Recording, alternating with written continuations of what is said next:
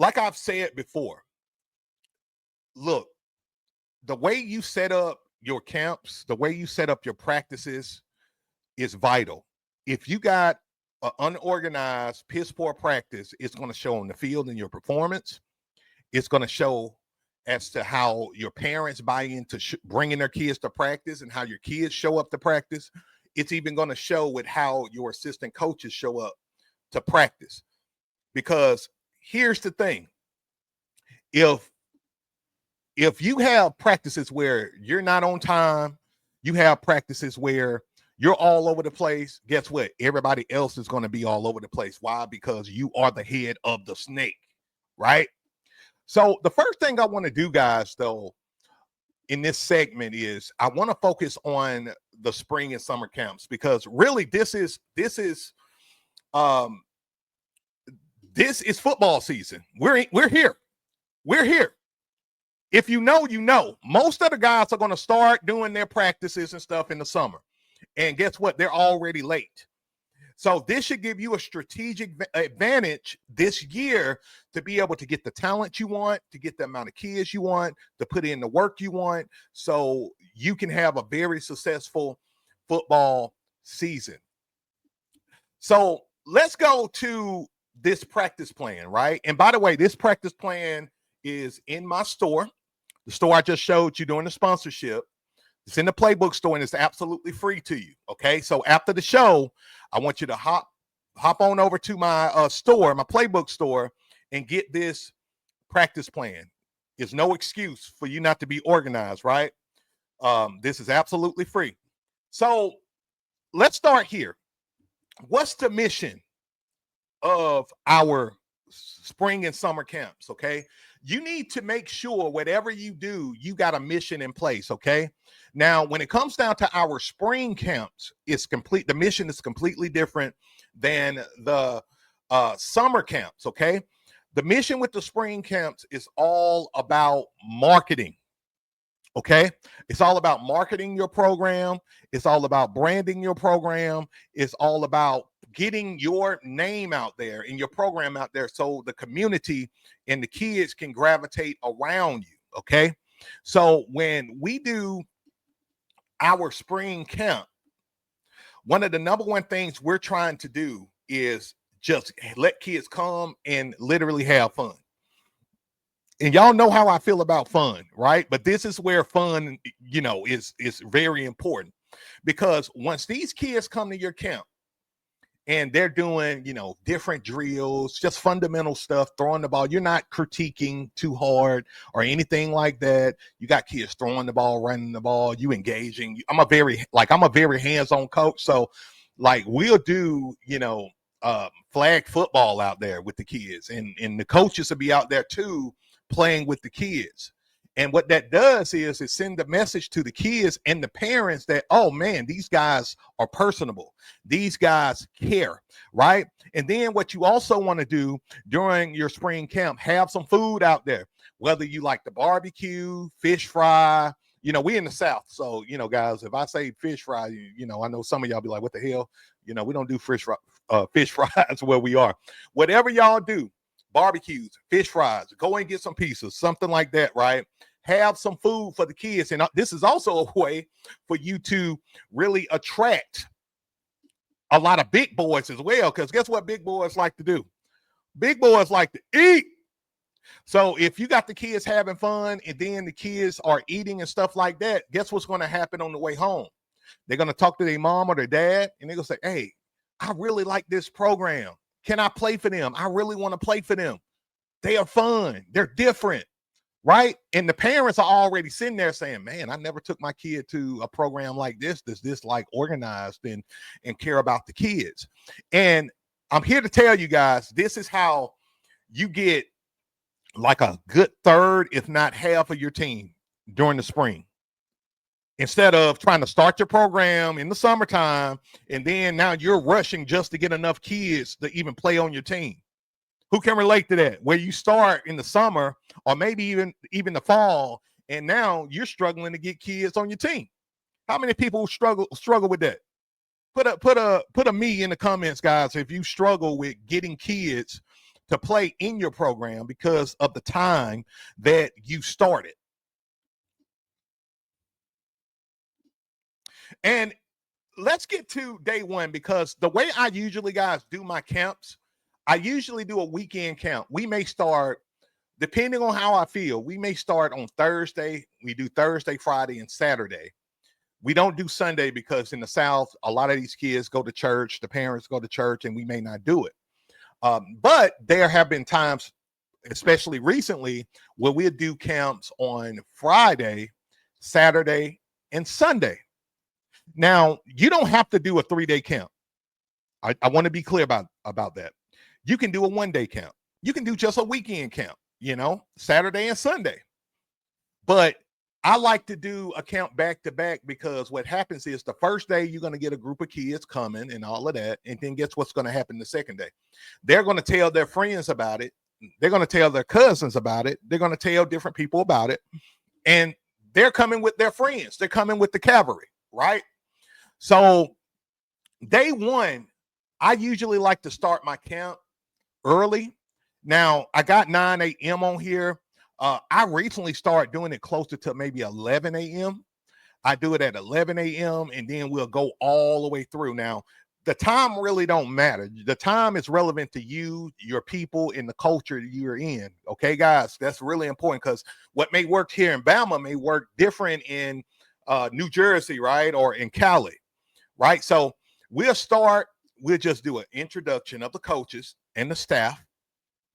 We keep it real, friendly and cool. Everybody, introduce themselves.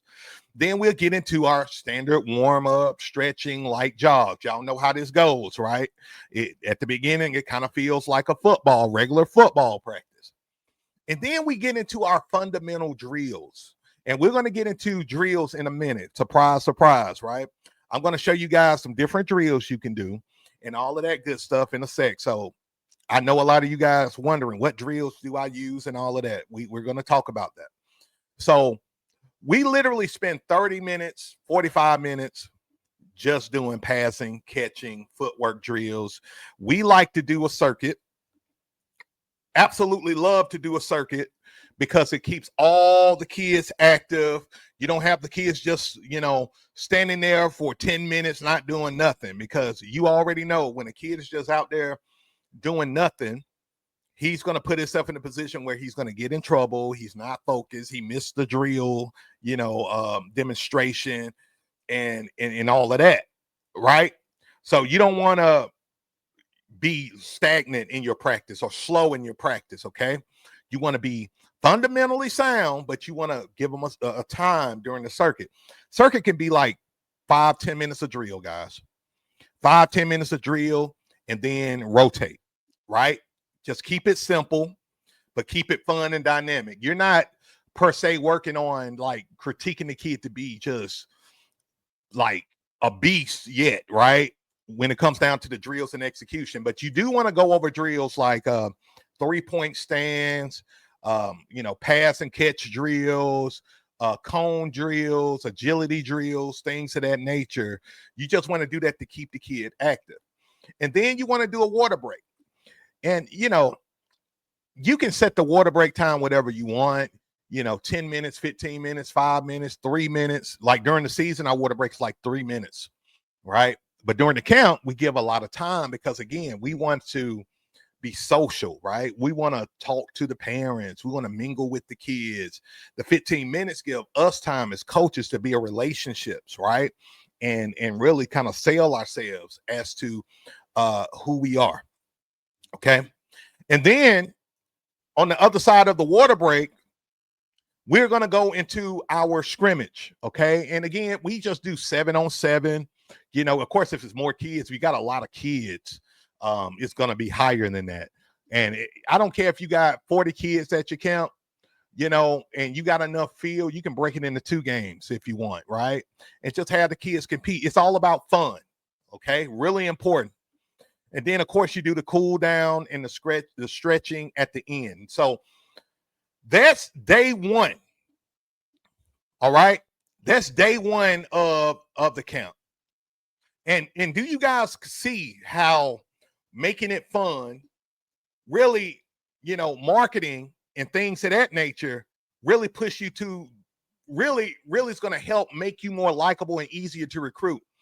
Otto Wynn says 15 minutes is too long for a water break. Understand this, Otto Wynn, we're not giving the kids a water break just to give them a water break, right? We giving them a water break so it give us time to market ourselves, to build relationships with the kids, to build relationships with the parents. That's when you kick it up another notch, and you're not just a youth football coach. That's why I said at the beginning, you want to always have a mission, right? And the mission at our spring camps is all about building the relationships, building likability, making people say, I want to play for this coach. I want to play for this team. That's what it's all about, guys. Now, once we get into the summer and we get into the fall, completely different. Now we're focusing more on full football and conditioning and really acclimating the kids to our culture and who we are as a coach. So just understand everything we do in terms of our camp, our spring camp, and our drills, in our segments, is all about getting kids to like and know and trust our program, and the parents too.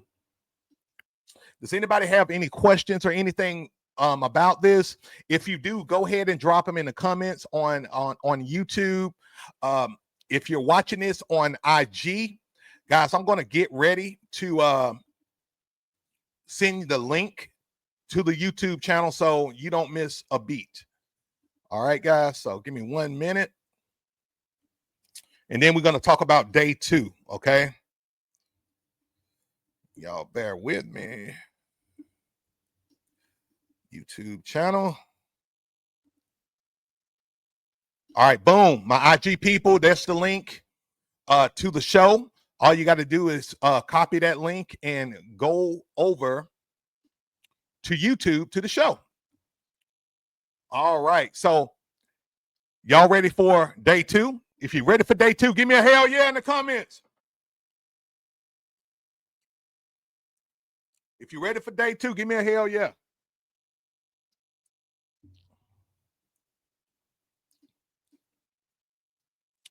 All right, let's see here.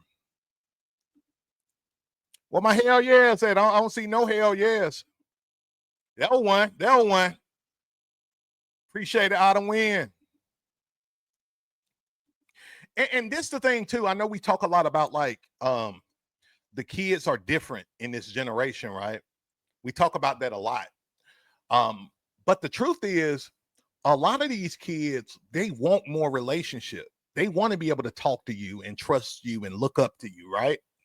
Like that's the time where you're really able to, instead of going up to the school or you see a kid you want and you just go up to him and say, hey man, you play football? Who does that? You see a kid you like and you say, hey man, you play football? Or you want to play football? What team you play for? Man, you want to play for this team? Instead of doing that hard sell, right, to the kid, have the camp set up to where you don't even have to ask, do you want to play football? You know they want to play. They're out there, right? They're already out there.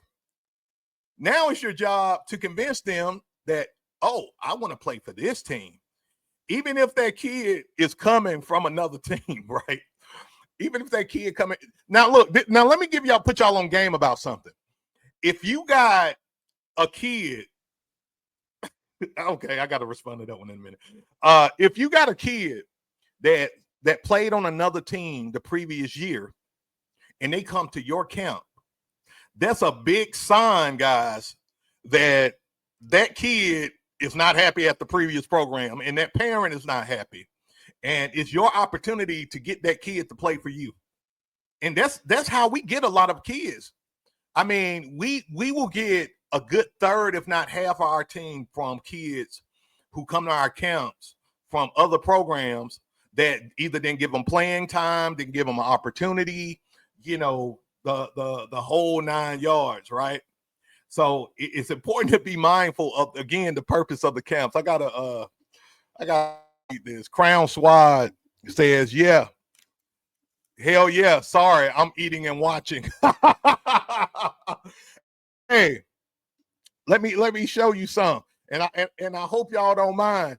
I'm gonna eat my favorite snack. I'm gonna eat some gummy worms, if y'all don't mind. Because I'm over here, I'm looking at my gummy worms. I'm like, man, is it unprofessional to eat gummy worms on my show? Like, it's unprofessional. Do they care? You know? But whether y'all care or not, I'm gonna pop one in my mouth and we're gonna continue on. Because this is energy. This is good well, I'm finna say clean energy. It's not clean energy, but I need the energy. All right. Let's get back to it, guys. All right, let's see. Let's switch this thing. All right. So let's go to day 2. So day 2, we kind of build on day 1, okay? We're still going to do our stretches and all of that to warm up. But now we're doing team building activities, trust falls, you do group challenges, team 1 against team 2, all of that stuff. And, depending on what's going on, the vibe of the camp, again, we may start. Well, I'll tell you this right now. I would flip these two. I don't know why I did that. We'll do our warm up and stretching on the front end, and then we'll do our team building activities. Then we get into our circuit again, ladder drills, cone drills, sled pushes. If you got a sled, if not, just have the kids hit pads. Be in a 3-point stance and just hit pads, right? And then again, we're going to go to our water break scrimmage. And now, if you notice right here, you see where I put communication? I'm going to highlight it for you. Communication. Now, usually, if I'm doing the 2-day camp or even the 3-day camp, it doesn't matter. I'm going to talk to the parents about the program, or I'm going to have a table set up where the parents can go ahead and pre-register their kid for our program, right? Really important. Now, your pre-registration may be completely separate from, your league team registration, okay? I want to be clear about that, because, like, we'll do smack on them things. What we'll do is we'll create a form or a Google Doc, and we'll get parents to pre-register for the count. Once they show up for the count, what we do is we have them just sign a pre-registration form.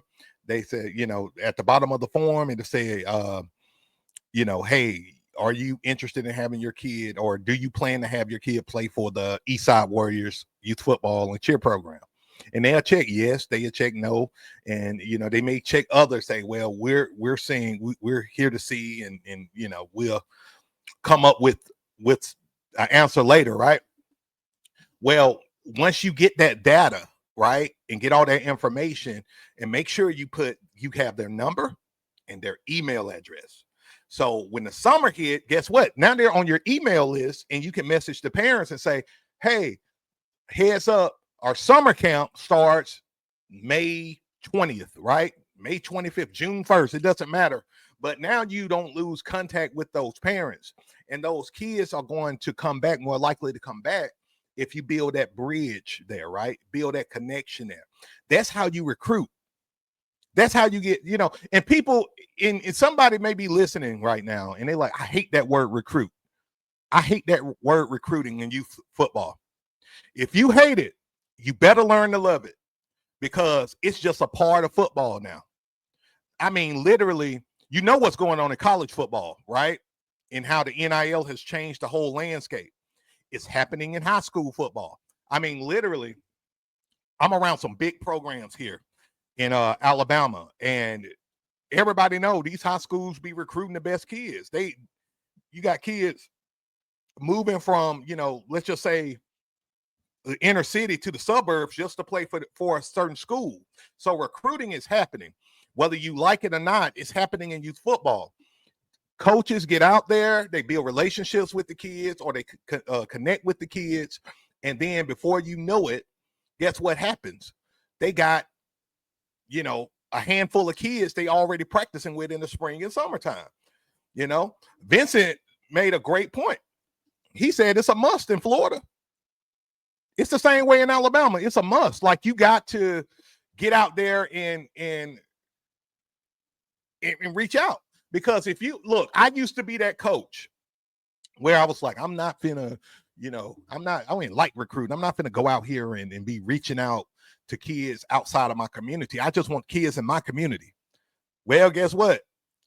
That was a stupid, perspective I had at the time, because guess what?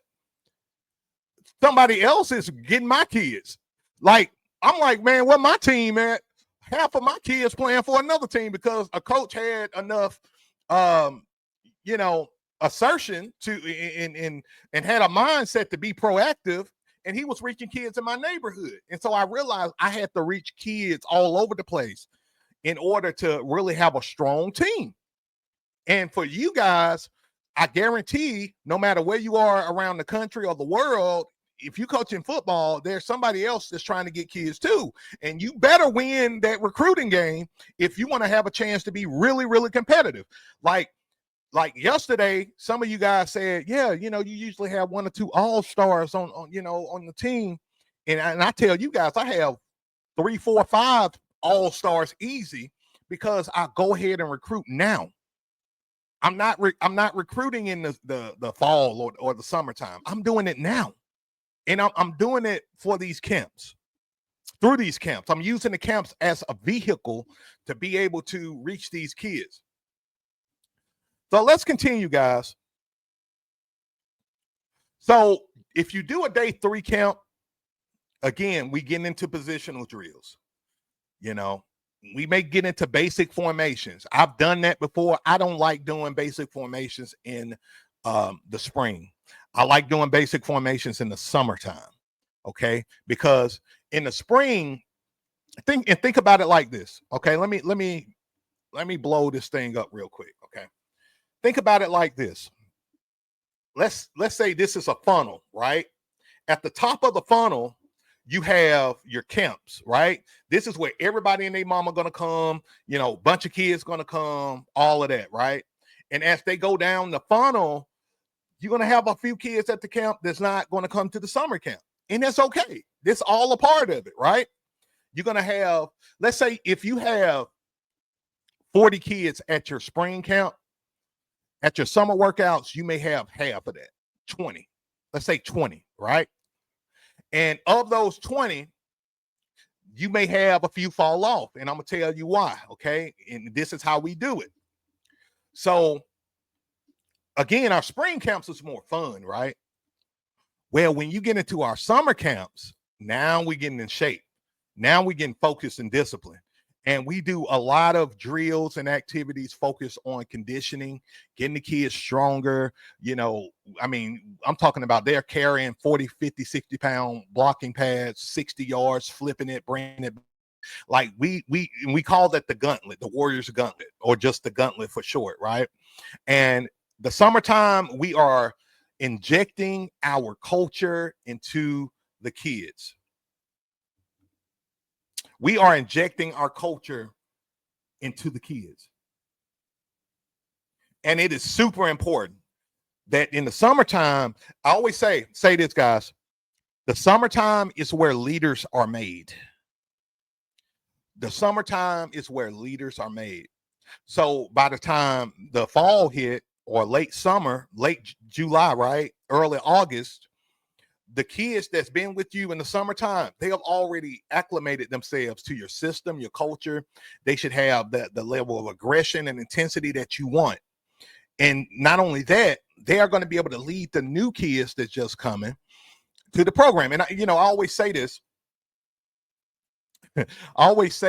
And I put the fear of the Lord in some of the kids.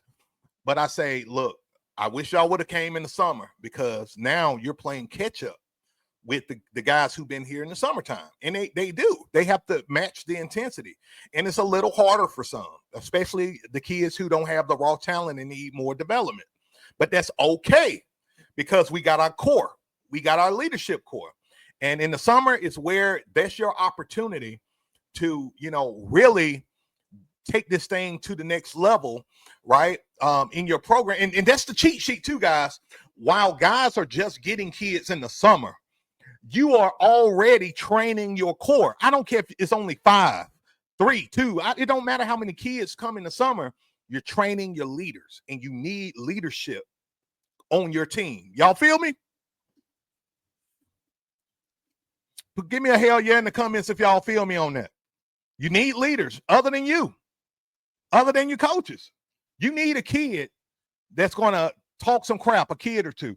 And, you know, those kids usually, and y'all know this, I like a lot of the kids who are usually deemed as bad kids in school, or the bully, or even the class clown, a lot of them emerge as the leaders. A lot of them emerge as the leaders. You know why? Because a lot of these kids who are act up in school, it's not that they're just bad. Now, some of them are bad. Now, some of them bad as hell. Okay, don't get me wrong. But a lot of these kids are natural leaders, and they're outliers, and they stand out. And a lot of these kids get bored in the classroom, and they're just different. I can relate because, you know, I'm kind of the black sheep of my family. I've always been the black sheep. I mean, shit, me doing this show shows how different I am, right? It's not a lot of guys doing a Monday through Thursday show, right? Just for youth football coaches. Some of the kids just different, and I get them.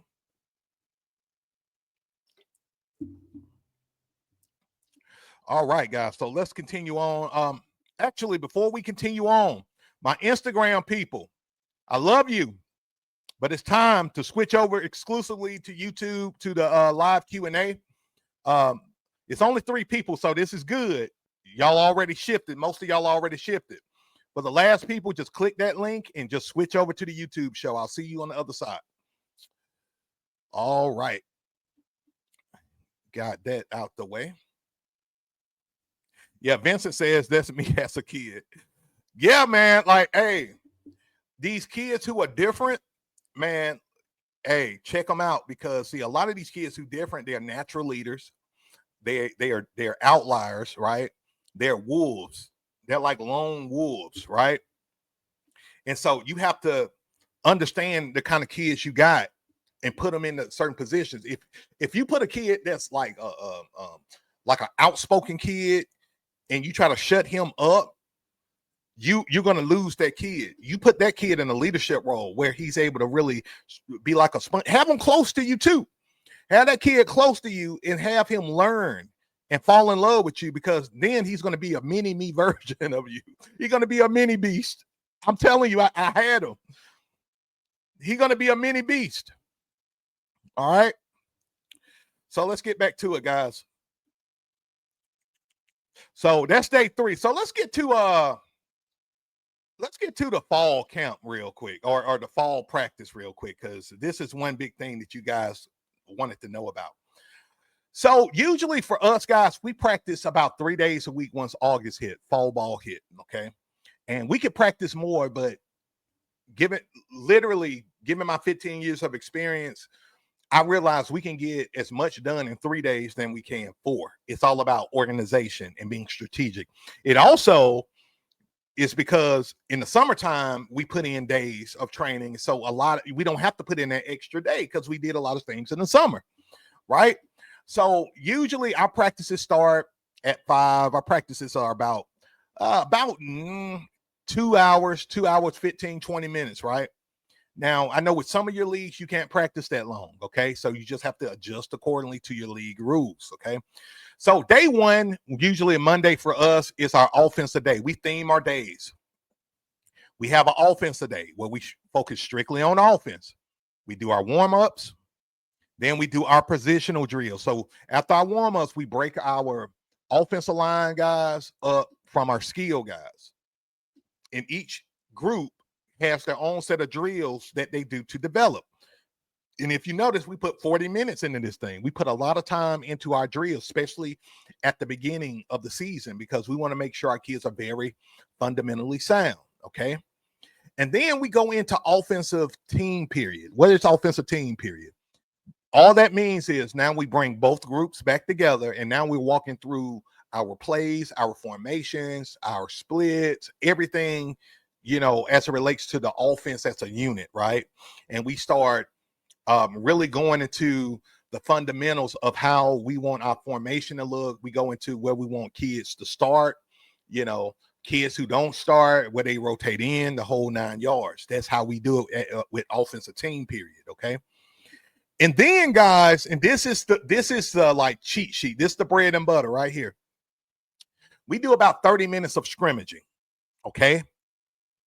And scrimmaging is what really gives the kid a feel for game time experience. So they're able to put all the drills that they did, all the fundamental things that we do with our, during our team period into action with our scrimmage, right? And at the beginning of the season, our scrimmages is about 30 minutes, but as we get better, we may bump it up to about 40 minutes, right? And this is where your kids get good. You rep it out with the drills, you break it down during team period, and then you see it in action during the scrimmage. That's how you do it. Let me see here. And if y'all understand that, give me a hell yeah in the comments. If you got any questions, let me know. We're now in our Q&A segment, guys. Okay, we got 20 minutes of Q&A. So if you got questions as I go along here, make sure you go ahead and put them in the comments. Also, guys, again, hit that like button, subscribe to the channel if you haven't already. And again, like I said, I'm expecting a lot of questions. And if you feel like your question is not going to get answered, or you're nervous, just hit the super chat. You'll be supporting me, you'll be supporting the channel and all of that good stuff as well. So if you want to make sure your question is answered, all you got to do is go to the super chat. All right, guys. All right. So another thing that's really important to us, and I get this question quite often, how often do we focus on special teams, right? We focus on special teams every single practice. Every single practice, we do special teams for about 20 minutes. On our offensive days, we do kickoff return. Okay. On defensive days, we do kickoff. Okay. And that's how we do it. And I can tell you, our special teams is phenomenal. And it's better than most teams because we rep it so much. And I see it during the games. Like, we do our special teams, man. And a lot of teams just not prepared because they don't put enough reps and time in with the kids. We have so many scoring touchdowns from just kickoff returns. It's unbelievable. We practice onside kick as well. We usually got a really good kicker. Fun fact, guys, Coach Bees used to be a kicker. I used to be a kicker on the youth level, and I also used to be the kicker at the high school level. Field goal kicker, kickoff guy. So, of course, I'm over the special teams, and I teach we find out who our best kicker is, and then I train him, and that kid able to boom it. I mean, we had a kid, one of our Shine Boys, y'all gonna hear me make Shine Boy references. Jonathan, this kid could kick like a high school kicker. Every time he kick it, you hearing it, boom, you hearing the ref like, man, is that kid, that kid can kick, while he running, and a lot of it's just about practice and preparation, right? Coach Deuce wanted to know, do we scrimmage each other or another team? Great question, Coach. We do both. I like to scrimmage other teams at near the beginning of the season. Like, usually, I would say the last week of our summer and 2 weeks, 3 weeks into our fall, we may do one scrimmage with another team. Okay. I love doing scrimmages with other teams. All right. Now, we had a rule in our league where we couldn't play games against teams already in our league, or like do scrimmages with teams in our league. But it wasn't a rule for us to do scrimmages with teams in other leagues in the surrounding area. And so that's what we would do. But we do 90% of our scrimmaging against each other, Coach, just so you know. And it's so many benefits to it. It really helps develop your kids who need more development, because we know what our all-star is going to do, right? And we develop them as well. But I really like my D tier and C tier guys really catching up to the B tier guys. because I truly believe you're only as strong as your weakest link. So that's why, like, I don't neglect one kid on our team. I don't care how sorry we think they are, right? We don't neglect no kid. We teach them their position. Now, some kids who need the development, what we usually do, we just have them focus on one position and develop them in that one position. And that's all you need to do. If you got a kid who really not a natural football player, but he's showing flashes of, he got a little speed, but his awareness and of the game, his mechanics are off. We may put him at a cornerback position or an outside linebacker position. Usually I put these kids at middle linebacker, especially when we run in the 4-4 Reaper. We got our mic and our wheel. I put him at the wheel position. And he get a lot of in-game experience at practice because we scrimmage him at that wheel position. And so he not coming in there confused, looking like, what the hell going on? I'm scared, about to piss my pants, right? No, he know what's going on. And the thing about it is, if you see that kid helping clean up and squirm to the ball, that's all you need. That's all you need. It gets bad when the kid don't know what the hell he doing at all, right? When I see a kid out there on the field and he don't know what he's doing and he's running in circles, usually that's because the kid is not being engaged enough at practice. I would even argue he's being neglected at practice to where he don't know what he's doing because nobody puts him in at practice. So he daydreams, he go to La La Land, and before you know it, it's like you put him in the game, you expect him to be Ray Lewis. No, he Ray Charles.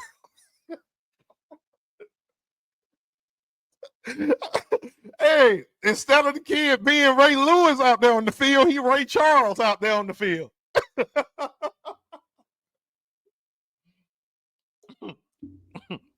But it's true.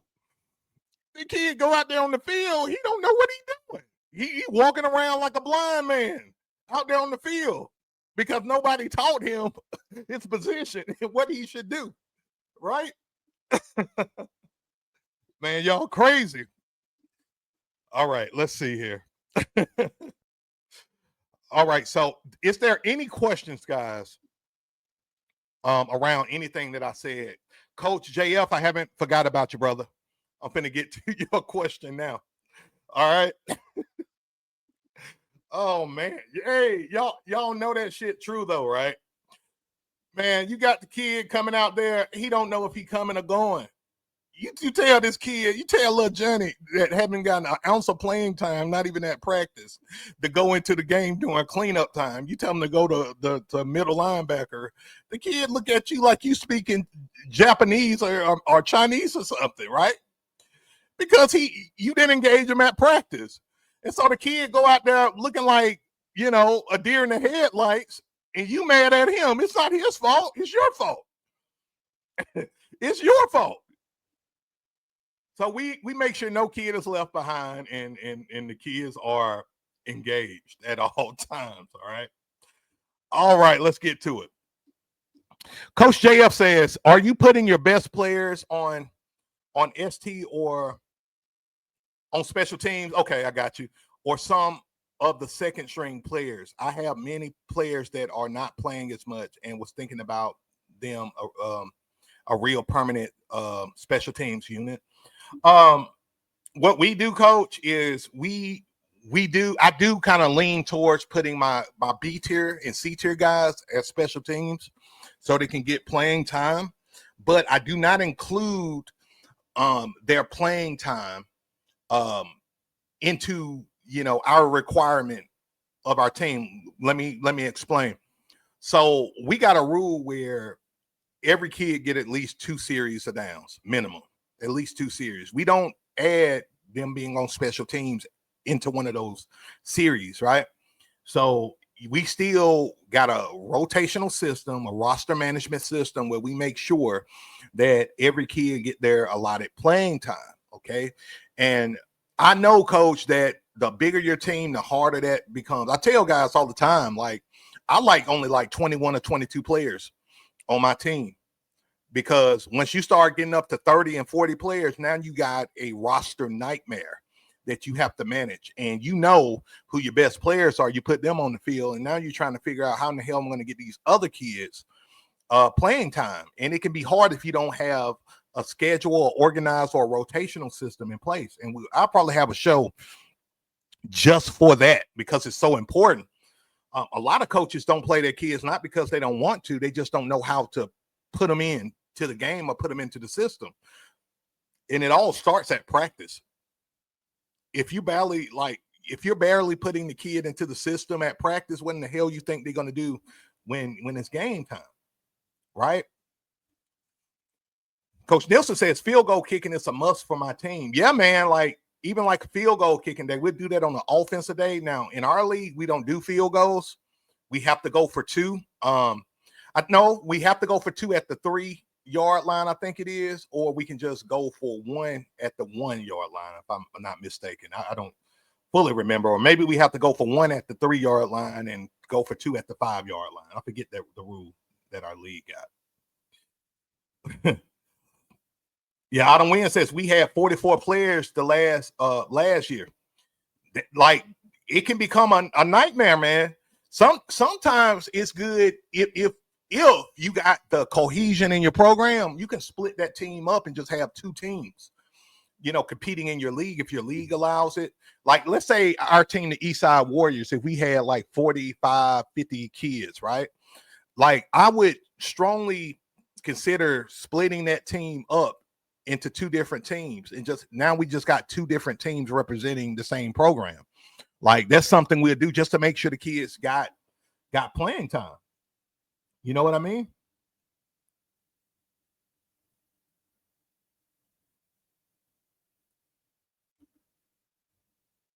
All right, Coach Drew. How you doing, man? He want to know, how are you, Coach? I'm great, man. If there was a way to coach against yourself and you were the DC, do you think you would be able to stop yourself on offense or as the offensive coordinator running the Beast offense? If so, what would you do? Man, that's a great question. It's a great question. Let me think real quick. I think my defensive self would beat my offensive self, okay? And mind you, I'm an offensive-minded guy, okay? I like the premise by saying that. My defensive self would beat my offensive self because I would know what I'm running, and I'm a master of analyzing offenses. That's what makes me such a good defensive coach too. It's because, if a team running empty, team running 3x1s, they running the beast or whatever, single wing T, it doesn't matter. Like I already know from an offensive perspective what their tendencies are, and I know what their core plays are. So I would put the team we're playing in like two buckets. Like, is this team lined up in its formation for a trick or gadget play or do some kind of reverse or something? Or is this team running based off of their core plays? Once I find out what the core plays are, now we're playing to stop the core plays. And we want to force them to do their gadget plays because you got to play us 4 quarters. You can't do gadget plays all day. You're going to create some turnovers for yourself. So, I would say my defensive self would probably win. What would I run? If I'm going against the Beast offense, I'm running the 6-2. I'm running the 6-2 Savage defense because I'm able to the way guys that you stop the Beast or slow it down. I won't say stop it, slow it down. Is your team has to be good at gap fits on defense. You got to be able to win the trenches. If not win the trenches, occupy the gap space, right? And your kids got to show the gap discipline. If you tell your kids to blitz and blitz hard, they're going to run right by the ball carrier. And that's no good either, right? You got to teach your kids how to play sound trench warfare, have gap discipline, fill the gap, occupy the gap.